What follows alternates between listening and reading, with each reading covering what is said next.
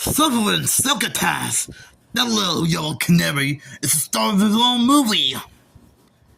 Hey guys, it's me, the media guy here. And if my awful Sylvester the Cat impression didn't give it away already, today I'm here to share my thoughts on a Looney Tunes spin-off movie. And no, it's not the day the Earth blew up or the upcoming Coyote vs. Acme, since that film isn't released to theaters yet. I'm here to talk about Tweety's high-flying adventure. Yes, there was a time where 25 years ago, Tweety was the star of his own direct-to-video motion picture movie called, well, Tweety's High-Flying Adventure. Now, I think he's also the star of another spin-off direct-to-video film called King Tweety, if I'm correct. Now, just in case you guys didn't know about this movie, have no fear. There's a description on the back of the VHS. You're in for a tremendous ride as Tweety takes off in his very first movie. Everyone's favorite wild canary goes around the world in Looney laugh-packed days. The fur-flung frolic begins when Granny places her wager with the colonel that Tweety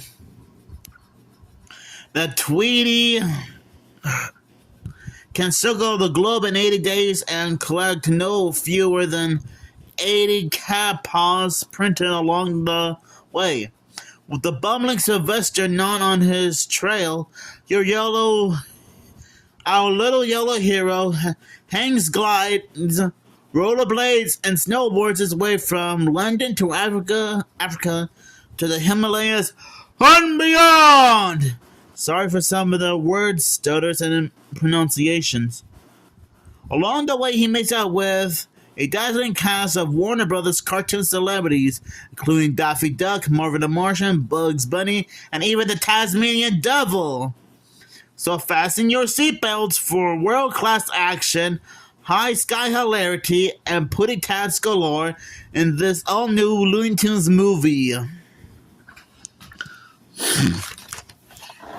Now, I'm not gonna lie, it's been a very long time since I saw Tweety's high-flying adventure. I still have this on VHS for a long time. And I think I might have saw this on Cartoon Network before years ago.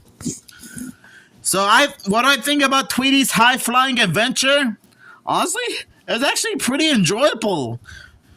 The Looney Tunes in this movie are still great. The animation is spectacular, which I think is based on the Sylvester and Tweety Mysteries TV show. And I like this is their own version of Around the World in 80 Days, but with the Looney Tunes. Yes, not only that, but this film does have great Looney Tunes gags here and there, which did have me laughing a few times. And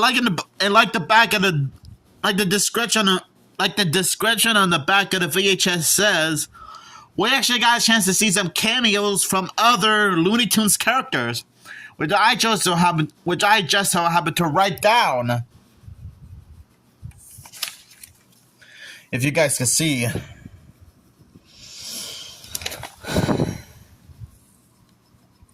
I'm letting you guys get another look.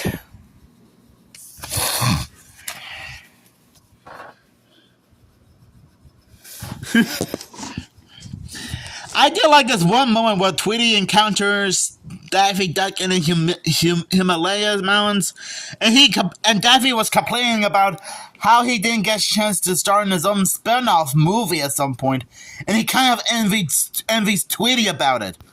Although, to be fair, his superpowered alter ego, Duck Dodgers, did get his own spin-off series with Porky Pig.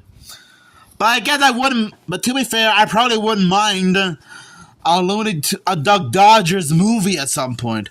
Or a Daffy Duck movie in general. Another thing I like about this movie is that when Sylvester, Tweety, and his new friend Auga lands in Australia, Taz shows up to try to eat Sylvester alive, but let's just say that Sylvester asks Taz to help Tweety to help get Tweety and his new friend. And let's just say that Taz went to incredible lengths just to help Sylvester get the birds by riding a bicycle all over the mainlands of Australia. And when he's about to fall down a cliff, he pulls out Wile E. Coyote holding a sign that says "Mother." Now that actually got me laughing. Oh no, I know what could have happened. Not gonna lie, imagine if Sylvester and Tweety and Aruga landed in the desert somewhere in Las Vegas, and they bump into Roadrunner and Wile E. Coyote. And just imagine if Wile E. Coyote helped Sylvester get Tweety and Aruga, and Sylvester tries to help Wile E. catch the Roadrunner. Now just imagine how funny that would have been if that was in the movie at some point.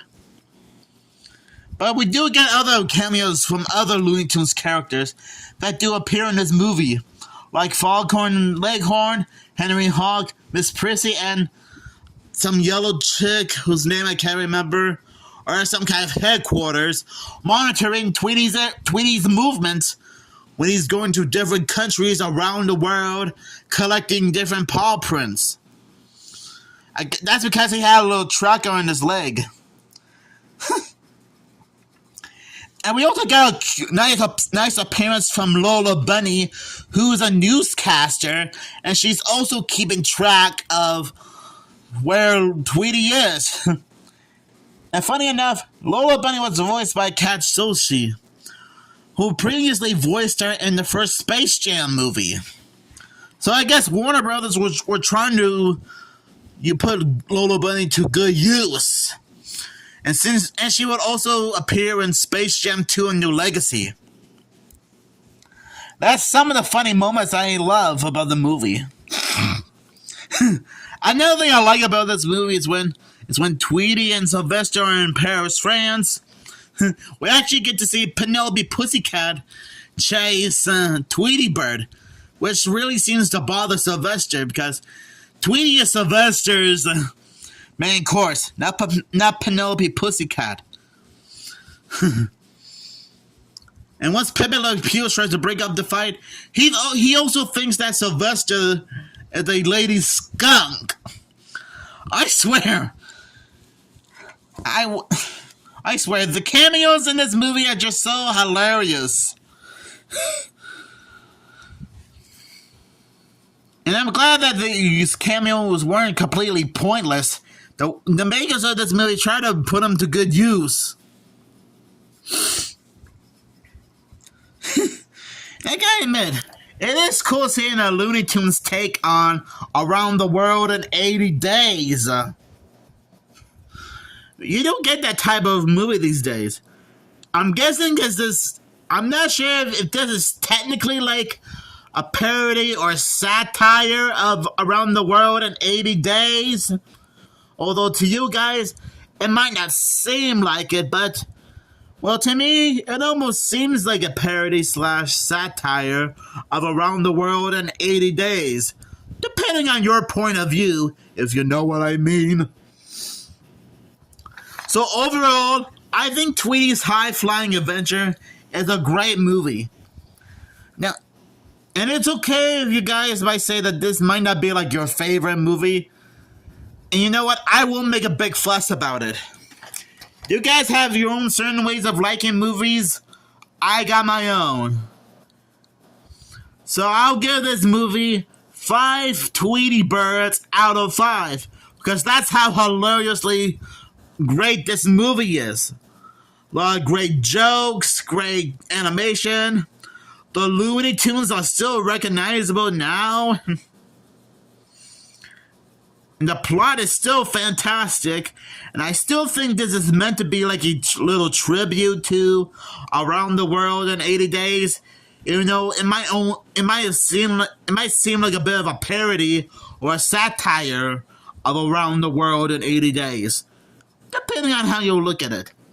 So, do you guys have any fond memories of this movie? Just let me know down in the comments below. And make sure, and just a warning, if you see any yellow canaries, please try to help them. Try to help them and save them from those dastardly putty tats.